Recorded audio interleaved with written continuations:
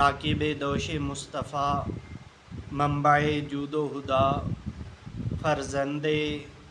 علی المرتضیٰ، نور نظر سیدہ فاطمۃ الزہراء،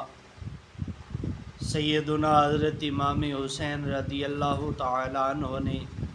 میدان کرب و بلا میں عزم و ہمت اور جس صبر و استقلال کا مظاہرہ کیا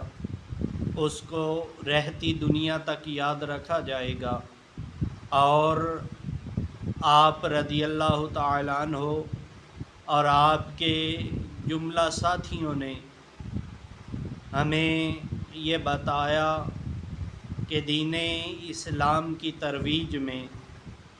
حق کے خلاف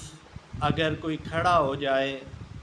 تو اس سے مقابلہ کرنے کے اندر جتنی بھی مشکلات آئیں، جتنی بھی اذیتیں برداشت کرنی پڑیں، تو ان اذیتوں کو برداشت کرنا حسینی مشن کا کام ہے۔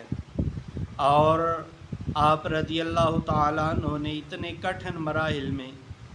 اتنے مصائب و آلام کے باوجود بھی اللہ کی فرض کردہ نماز اور قرآن مجید کا دامن ہاتھ سے نہیں چھوڑا۔ اور اگر کہا جائے کہ سیدنا حضرت امام حسین رضی اللہ تعالیٰ عنہ، آپ کا پورا خانوادہ اور آپ کے جملہ ساتھی